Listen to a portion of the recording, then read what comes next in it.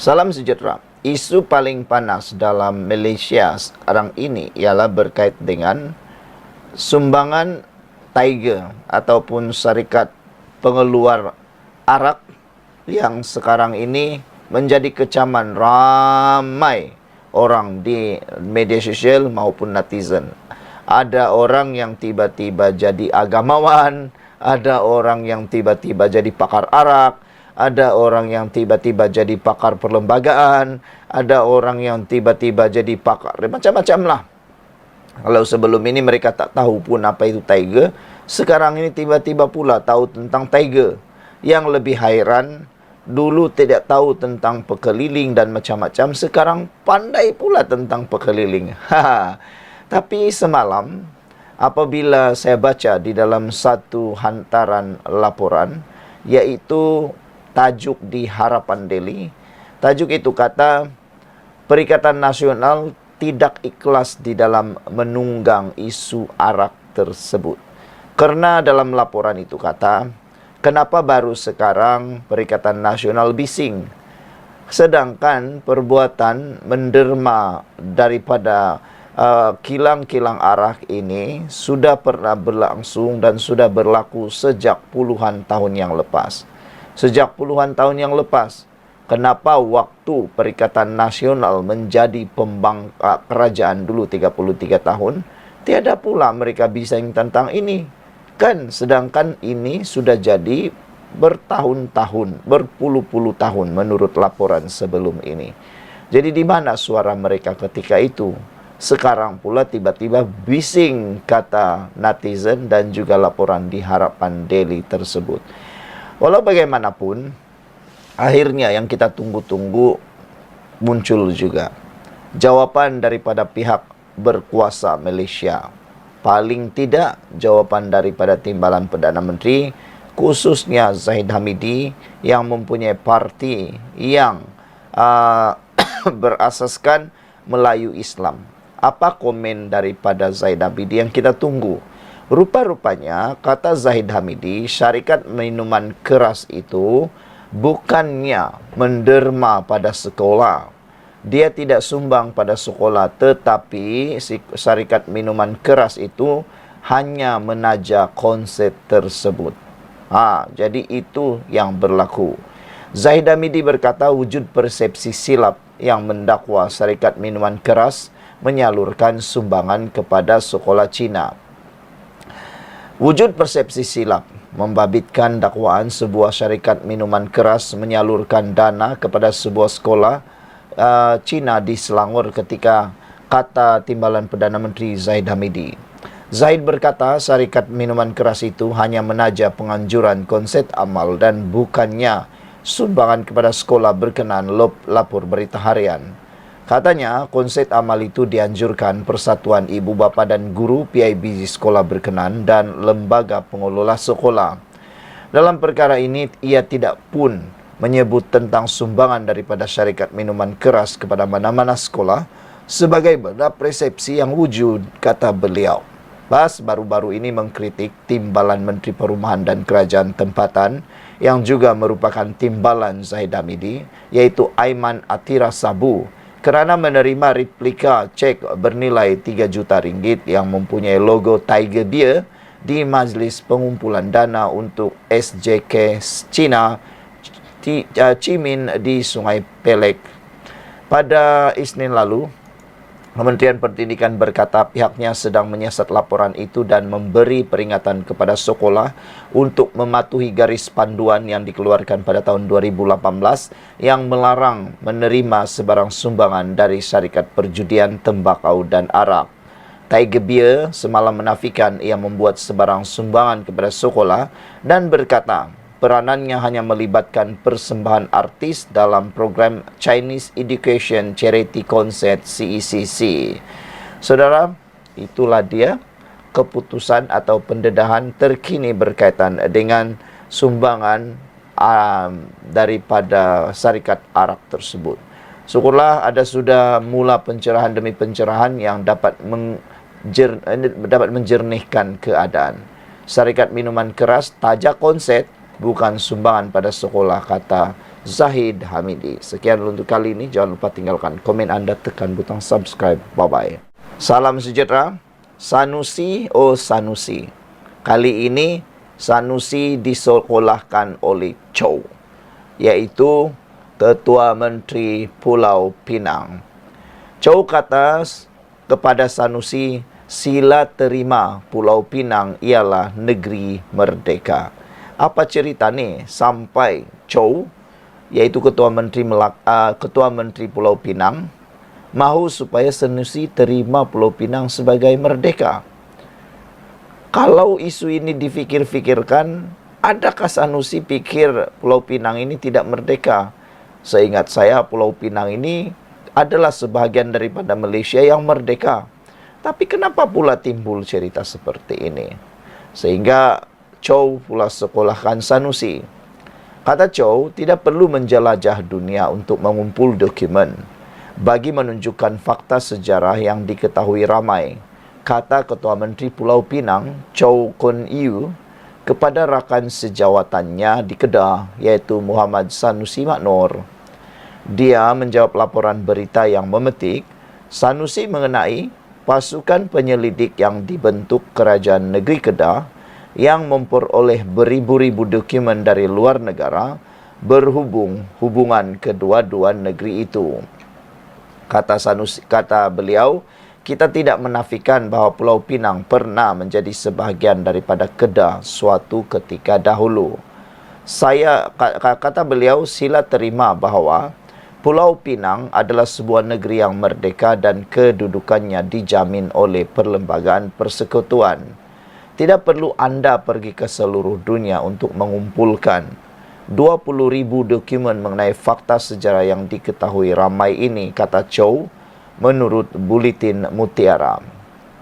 Menurut Sanusi, pasukan penyelidik sedang meneliti dokumen yang diperoleh daripada England, Belanda, Thailand dan Indonesia dan dijangka menyelesaikan kajiannya pada Disember.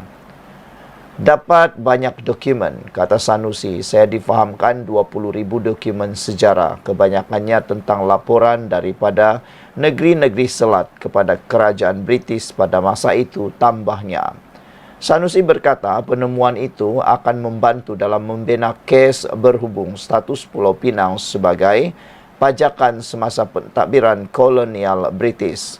Isu ini lama sudah dan tidak pernah duduk diam. Nanti mereka kata kita saja hendak duit percuma. Sedangkan bukan, kata Sanusi. Saya hendak jadikan perkara yang kita ungkap sejak ratusan tahun lalu lamanya sebagai fakta. Akhirnya kita kumpul semua bahan dan jelaskan kedudukan secara berfakta, katanya seperti dilapor media. Sanusi menambah bahawa dia sendiri telah mengkaji beberapa dokumen di British Library dan British National Archive, kata beliau. Saudara-saudara sekalian, perkara ini menarik perhatian ramai penganalisis politik dan pemerhati politik. Mereka kata, apalagi yang Sanusi nak buat ni? Ini seakan-akan seperti satu tindakan nak memecah belahkan apa yang sudah terbina di Malaysia. Dan kalau Sanusi kata itu adalah tindakan seakan-akan seperti mahu mendapat duit percuma, mungkin itu ada kebenarannya. Tapi pada pendapat ramai pemerhati politik, apalagi yang dicungkil-cungkil, kita ni dalam satu Malaysia. Apalagi yang dia tuntut-tuntut, kita ni dalam satu Malaysia.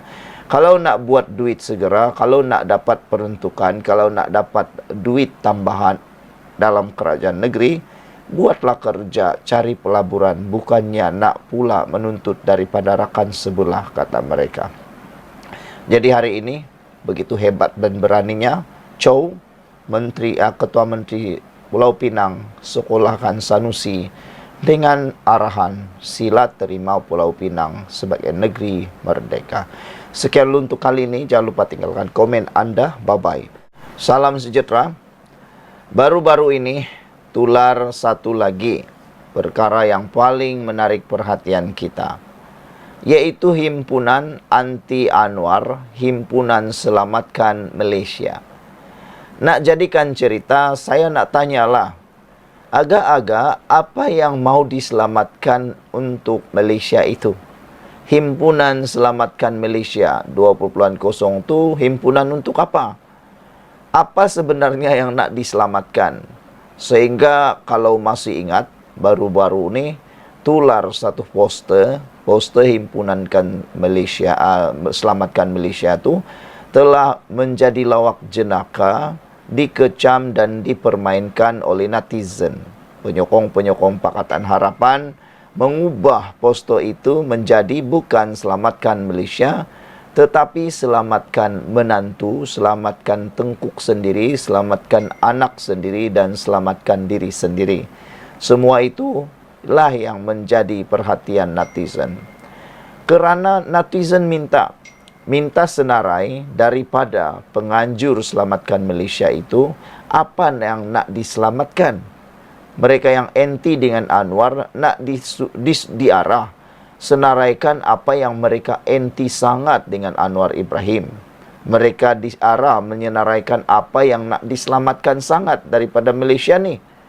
Kalau kata ekonomi kita bulan Julai ini mencanak naik setinggi gunung Kinabalu.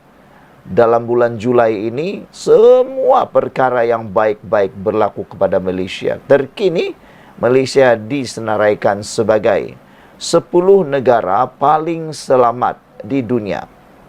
Antara 10 negara paling selamat di dunia. Mengalahkan Korea Selatan, mengalahkan Jepun, mengalahkan Amerika Syarikat, mengalahkan China, mengalahkan Rusia. Banyak negara yang dikalahkan. Kita menduduki tangga yang ke-10. Bukankah itu hebat? Jadi nak tanya satu kali lagi lah, apa maksudnya selamatkan Malaysia itu? Nak selamatkan daripada apa? Nak selamatkan daripada apa? Itu persoalan dia. Kalau dulu ada himpunan Selamatkan Malaysia, mungkin disebabkan oleh isu-isu seperti 1MDB dan sebagainya, seperti kebankrapan, kerugian dan sebagainya. Tapi yang sekarang ini nak selamatkan daripada apa? Itulah yang menjadi buah mulut kepada orang yang tak suka dengan himpunan itu.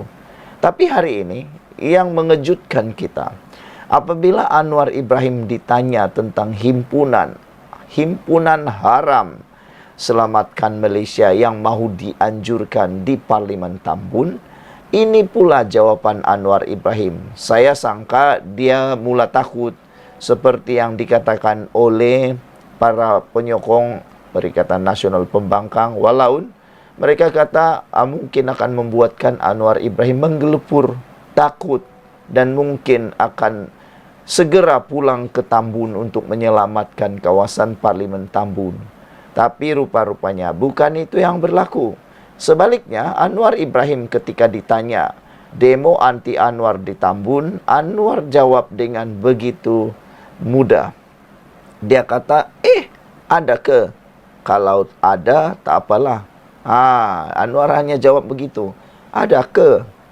Tak apalah, kata Anwar Ibrahim. Maknanya, Anwar Ibrahim tak ambil berat perkara itu. Kenapa? Dia lebih ambil berat bagaimana nak memajukan Tambun, bagaimana nak memajukan Malaysia berbanding mengambil berat yang perkara sepele seperti ini. Perkara ini hanya akan menyebabkan gangguan emosi maupun gangguan kepada proses Anwar Ibrahim memajukan Malaysia, memajukan negara ini. Kalau dia ambil berat ini dan dia hanya menumpukan kekuatan tenaga beliau kepada perkara ini, kitalah yang rugi sebenarnya. Tapi Anwar Ibrahim kata, ada ke? Tak apalah, itu saja dia jawab. Dan dia percaya kepada anggota keselamatan yang sebelum ini telah pun memberi amaran kepada semua rakyat Malaysia, jangan sertai himpunan itu, kerana himpunan itu himpunan haram yang tidak lulus syarat, tak menepati syarat. Jadi kalau sudah tak menepati syarat dan haram, kenapa nak ikut lagi? Itu semua adalah perkara yang bodoh. Kalau anda ikut juga, anda dah tahu itu salah, nak buat juga, anda hanya menjerumuskan diri pada masalah yang besar. Demo anti Anwar ada ke? Tak apalah, kata Anwar Ibrahim, satu himpunan dirancang untuk diadakan di Pejabat Ahli Parlimen Tambun oleh Sekretariat Selamatkan Malaysia 20.0 esok. Anwar ketika ditanya mengenai himpunan itu bagaimanapun tidak mengulas lanjut. Anwar hanya menjawab, adakah perhimpunan tu? Tak apalah, katanya kepada media selepas menunaikan solat Jumaat di Masjid Ibnu Masud di Keramat hari ini. Polis Perak memaklumkan himpunan yang dirancang diadakan di Pejabat Ahli Parlimen Tambun oleh Sekretariat Selamatkan Malaysia 20.0 esok tidak mematuhi syarat yang ditetapkan di bawah Akta Perhimpunan Aman tahun 2021. Jadi beliau kata, Ketua Polis Daerah Ipoh, Abang Zainal Abidin Abang Ahmad berkata pihaknya menerima pemakluman mengenai Himpunan Mahkamah Rakyat Hukum Anwar melalui penganjur pada Rabu lalu. Setelah disemak, didapati pemakluman ini tidak lengkap dan tidak mematuhi syarat-syarat yang ditetapkan di bawah Akta Perhimpunan Aman tahun 2012. Sekian dulu untuk kali ini. Jangan lupa tinggalkan komen anda dan jangan ikut himpunan 20.0 itu kerana ianya haram dan tidak diluluskan. Bye-bye. Salam sejahtera. Isu kali ini paling lawak jenaka. Diulas oleh seorang yang dikatakan pro kepada Perikatan Nasional. Anwar Ibrahim diangkat oleh politician ataupun orang-orang politik ataupun ahli-ahli akademik, ilmuwan, bahkan beberapa penganalisis menganggap Anwar adalah one and only yang ada di Malaysia. Ramai pemimpin di Malaysia ini yang memang jago, hebat, bahkan legenda. Antaranya kita tidak dapat menafikan bahawa Mahathir Mohamad antara pemimpin negarawan yang boleh dikatakan legenda di Malaysia yang masih hidup. Tetapi ramai kata tidak mungkin akan ada sama seperti Anwar Ibrahim. Ketekalan dan juga kekuatan, kekentalan hati Anwar Ibrahim berjuang, tiada satu pun yang mampu ikut taranya. Beliau dipenjarakan sebanyak 2 kali. Beliau menunggu menjadi Perdana Menteri selama berpuluh-puluh tahun. Lebih daripada itu, beliau dipecat daripada timbalan Perdana Menteri. Beliau difitnah dengan pelbagai fitnah. Dan yang paling hebat sekali, beliau dikhianati oleh orang yang beliau paling percaya sekali, iaitu Azmin Ali. Dan juga dikhianati oleh Langkah Sheraton, dikhianati juga oleh janji Tun Mahathir. Semua itu sudah menjadi asam garam dalam hidup Anwar Ibrahim. Beliau satu-satunya ahli politik di Malaysia ini yang begitu kuat untuk berpegang pada prinsip beliau. Banyak cara untuk beliau dapat jadi Perdana Menteri dengan lebih cepat, tetapi beliau menolak langkah-langkah yang seperti itu, yang dikatakan seperti langkah seton. Macam itulah. Tapi hari ini, ada satu kenyataan statement di Malaysia kini, ada satu laporan di Malaysia kini yang membuatkan mata saya terbeliak, hampir terkeluar. Kata laporan ini, tidak mustahil Wan Faisal, Wan Ahmad Kamal jadi Anwar Ibrahim yang kedua. Apabila saya terjumpa tajuk laporan ini, hampir muntah hijau saya. Bukannya saya benci Wan Faisal, tidak sama sekali. Saya suka dengan ahli politik ini yang penuh dengan kekuatan prinsip dan begitu hebat untuk menonjolkan diri. Beliau ini seperti wira di dalam Perikatan Nasional. Tetapi jika dijadikan beliau seperti Anwar Ibrahim yang kedua, jauh sekali. Tidak sama-sama sekali. Tiada persamaan sama sekali. Ianya seperti bulan dengan bumi, bintang dengan bumi. Mengapa saya katakan seperti itu? Kerana beberapa komen daripada netizen semuanya sependapat dengan ramai penganalisis politik bebas. Antaranya Black Zebra kata, pemimpin yang sesuai dengan negara yang punya masyarakat majmuk seperti Malaysia adalah pemimpin yang dapat satukan pelbagai bangsa dan negara ini. Jujur, berlaku adil kepada semua kaum, mempunyai ciri-ciri patriotik, yaitu pentingkan agama, bangsa dan negara. Tunjuk surat palsu, fitnah terhadap pihak lawan untuk mendapat ganjaran politik diri sendiri. Sampai hari ini, apakah cadangan yang membina untuk bina masyarakat dan ekonomi negara, dan lain-lain daripada mula sampai hari ini. Kita hanya nampak dia cuba pecah belahkan negara dengan isu agama dan bangsa dan negara. Inikah ciri-ciri sebagai pemimpin negara yang dipilih oleh penganalisis politik kangkong ini, katanya. Jadi itu, adakah perkara itu memenuhi apa yang dikatakan Anwar Ibrahim kedua tersebut? Red Parrot pula kata, Profesor ini memang pro PN, pendapat tidak disokong hujah kuku. Pertama, pemimpin ini yaitu Wan Faisal hanya fokus untuk satu kaum sahaja. Kedua, beberapa kenyataan pemimpin ini dilihat dia seorang yang tidak berprinsip, tidak paham sistem ekonomi negara, membuat fitnah dan dilihat kurang berintegriti. Steve Margaret Jedlock pula katanya, rasanya penulis ni mabuk ketumkot, kata Steve Margaret. Purple Mouse pula tulis, pemimpin macam Wan Faisal dan Dr. Akmal ini takkan bertahan lama dalam politik. Idea bernas tak ada kecuali menyalahkan orang lain. Pink Merlin pula kata, saya tak berkenan pemimpin muda seperti ini merujuk kepada Wan Faisal. Tin kosong. Seperti tin kosong, katanya, tiada kesamaan dengan pimpinan seperti Anwar Ibrahim. Nokta. Pepel Tetel pula kata, jauhi orang ini kerana sentiasa berhujah macam budak yang tak dakal. Tiada isu yang pernah dibawa membawa kebaikan untuk rakyat, malah sebaliknya, kata Pepel Tetel.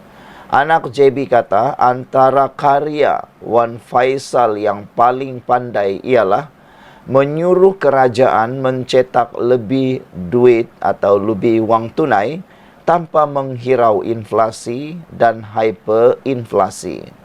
Dia menyuruh pengikutnya mendapat sokongan, you scratch me back, I scratch you back, kata dia. Purple Mouse pula kata, hebat. Macam manapun, bila berada di parti yang bersifat pembangkang, agak sukar menonjolkan bakat untuk mentadbir negara. Sokongan politik asas pasang surut. Ada pasang surut. Mungkin untuk beberapa tahun ini, sokongan Melayu kepada Perikatan Nasional tinggi, tapi tak mampu membentuk kerajaan.